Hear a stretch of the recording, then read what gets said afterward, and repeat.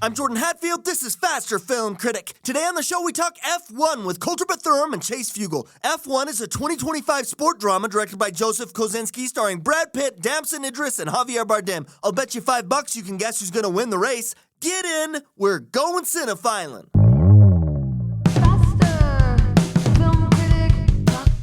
What's up, guys? How you doing today? How you guys doing? Well, not so good. Oh. I shouldn't have taken that bet with you. Yeah. Chase bet Apex was going to lose to Mercedes. Oh, well. Chase, I'll be needing that $5, man. Hand it over. So tell me, you guys like a little auto racing? What red-blooded American doesn't? Answer me this, guys. Is auto racing a redneck sport? It sure as hell can be. NASCAR is a redneck sport. Yeah. So only NASCAR is the redneck sport? Yeah, that's safe. Okay. NASCAR, monster trucks, those are Yeah. redneck. F1 tries to be more sophisticated. Yes. The gentleman's racing, Kentucky Derby and F1. if you will. Yes. Well, gentlemen, tell me, what are your thoughts regarding F1? I had fun. It's a fun movie. It's a proper, summer blockbuster, popcorn munching movie through and through. Yeah, I think my mom's going to love it. What does that mean, Yeah, sir? you better expound, buddy. My mom's going to take issue with that comment. What about your mom, Kolter? Oh, who cares? Who cares what she thinks? Yeah. I care. We saw it together last night, man. She had a great time. But she seemed to really like it. Then I feel sorry for you, sir. I feel You gotta ask her really about it. bad for you. We gotta have a talk. Yeah, we should, because you're one step closer to calling me dad. Back to the movie. Yeah. Back to the movie here, guys. So I thought this film was absolutely gorgeous all the way through. Oh yeah. Yeah. I mean, it was stunning. Yeah. I mean, some of the camera work in this film, the way it would move in and around the cockpit and around the car and the track, man, it was really cool. Yeah. It's the cinematic flashy. equivalent, like Yeah. the racing equivalent to Top Gun Maverick. It was awesome. Speaking of that, as I was sitting in the movie, I had the thought, man, this feels like Top Gun Maverick. Oh yeah. I'm a little embarrassed to admit this to you guys, but I did not realize that Joseph Kosinski directed it. Yeah. Who was the yeah. director of Top Gun Maverick. Yeah. I knew, and then I forgot. Then I knew again, and then I forgot. I didn't know, and then I didn't forget because I didn't know, and then I learned it, and I didn't forget it. I thought it was Top Gun Maverick all the way through. For sure. I kept thinking to myself, if Top Gun Maverick didn't exist, I doubt F1 would exist. You wonder. So yeah. I was like, duh, of course it's the same director and the same writer. I mean, it's like the same movie in a lot of ways. Definitely. It's got a little Hoosiers in it and some Ford versus Ferrari. This movie is thinner on plot, but better in terms of spectacle than either of them. Well, we'll get to plot, but the opening sequence was absolutely incredible from a visual standpoint. I remember right when it starts out, Led Zeppelin, Whole Lotta Love, one of the greatest songs ever created, perfect for this opening sequence. Yes. That was the greatest part of the movie for me. Is the whole lot of love part. And then when the Oz started coming in while they were doing work on the car, super quick. Gosh, it was just great. Yeah, it was rad. Yeah. But just such a spectacularly shot film. I mean, Yeah. gorgeous all the way through. Yeah, man, the IMAX camera is getting to be a little bit smaller. A little bit. They're able to do more things with it now than they were before. I mean, it used to just be this giant rig. But yeah, now they're able to do stuff like strap it to Formula One cars and race around the track and shoot it. Yeah. They also used iPhones to shoot some of these scenes in and around the cars. Interesting. Okay. I mean, the film was made by Apple. If anyone's going to use an iPhone to shoot a movie, it would be the company that's making the movie that also owns the iPhone, right? Fair enough. But Kolter, you said the story was lacking a little bit here. Did the story underwhelm? Yeah. I mean, the writing wasn't terribly strong. It was predictable. It was even actually some straight up corny ass dialogue from time to time. It's a little unfortunate that the writing wasn't as ambitious as the actual filmmaking, but I didn't go there for that. I didn't care. That's not why I went to go see this movie. I don't think it's why anybody else is going to see this movie. It didn't matter. I mean, I agree. You know, I feel like the visual components of the film were its strength. The writing was its weakness. Yeah. I don't know, man. Sometimes I think I just expect too much. You know, with a budget of $300 million and a production of this size, it's difficult for me to get past just mediocre writing. Again, I want something great, you know, and I know they're capable of delivering it. For sure. Some of this stuff I found just a little bit silly. Like the entire solution to their problem was they needed to add fancier side skirts to the car. Yeah. That would allow them to go from last place to first place. Like, come on, side skirts. Right. They hadn't thought of this already. Yeah. Or, the girl in the pit crew. Like, Yeah. she's making mistakes early on in the film. And Sure. why? I mean, this is F1. This isn't F3. Right. Like, she should be an absolute professional here. She's not a rookie. Why Yeah. are we adding this little bit of drama? She should, but we had to see the nurturing part of our underdog. Come on. There it is. Yeah. Exactly, though. Yeah, yeah. Exactly. I mean, it's very tropish. Yeah. Yes. The whole tropish. movie, through and through. Yeah, Yeah, it's yeah. just uninspired writing. Yeah. Just something to make us empathize a little bit, or sympathize rather with the character, as opposed to, I don't know. It didn't need that. You trim. It feels so manipulative. The whole there writing you through go. and through. It's all these little sequences to try and provoke a certain feeling. when Yeah. We're all just here to watch race cars. Yeah.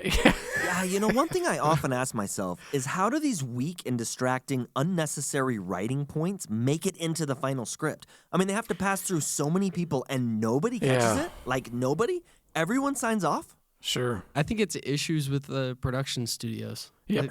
I think they're like, wow, this scene is going to perfectly evoke sadness or sympathy for this character or whatever, and it seems so effective, but it's like, it feels so automated when you're actually watching it.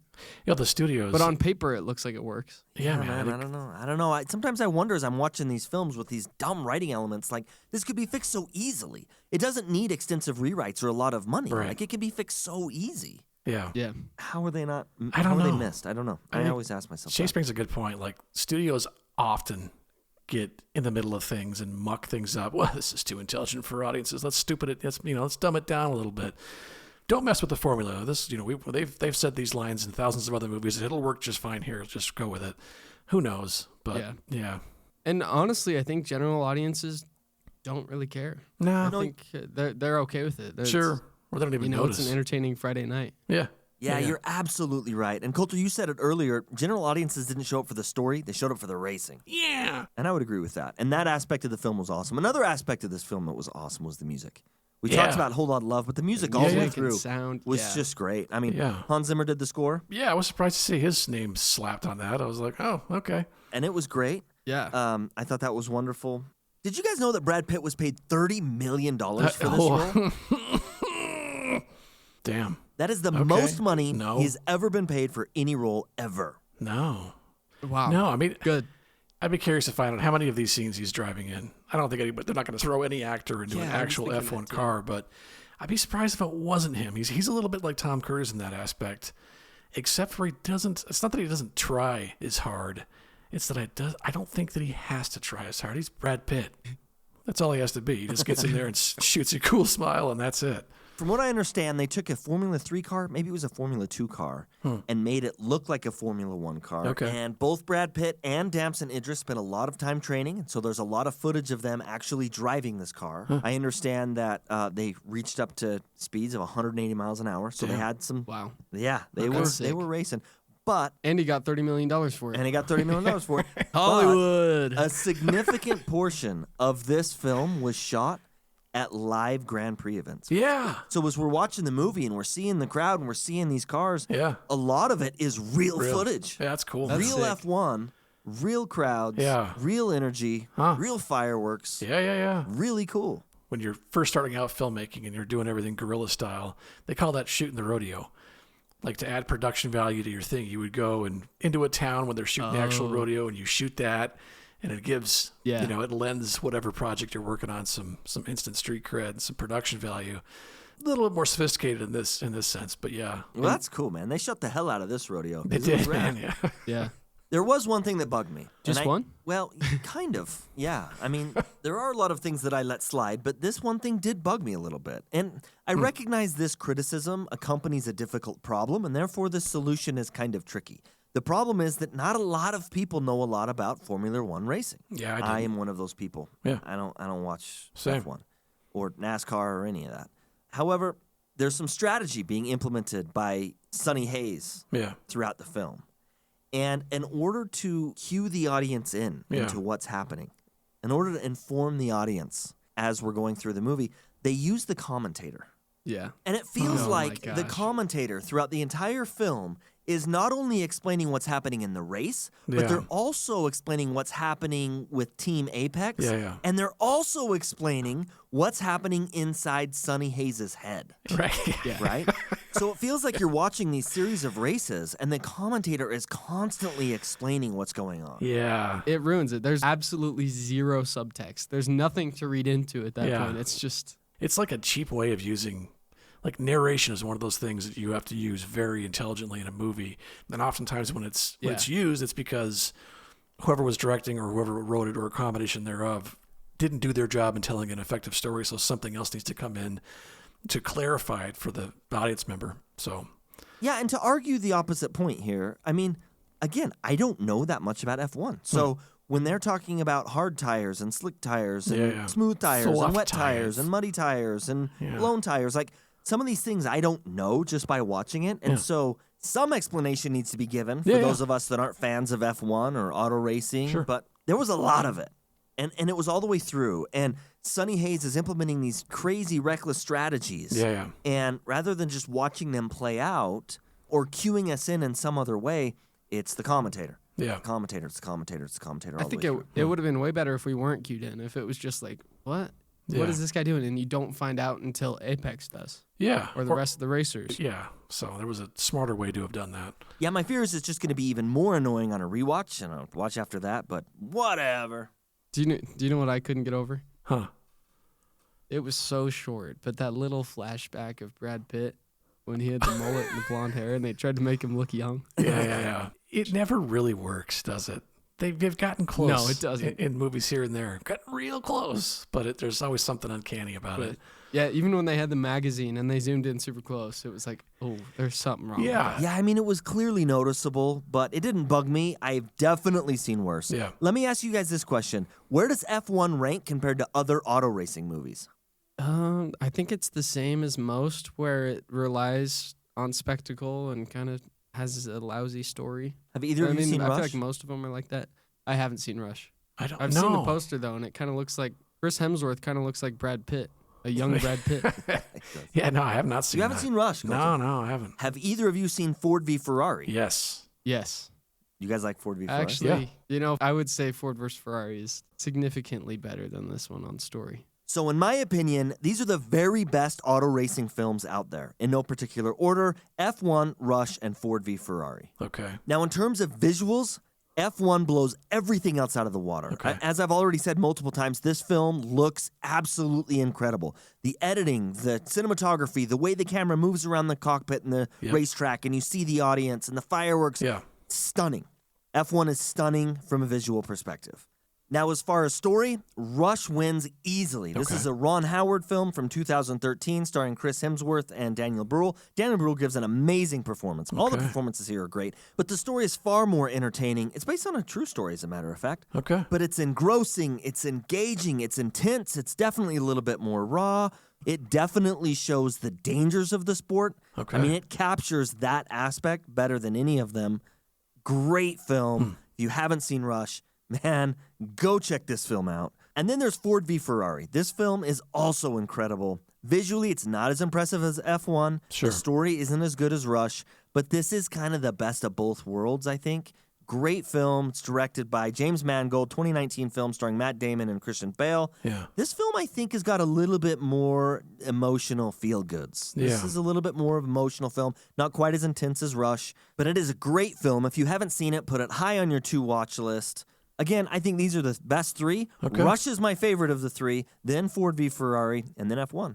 Right on. I wouldn't say Ford versus Ferrari has just got more feel goods. I think it's got a wide emotional range, a lot of goods and bads.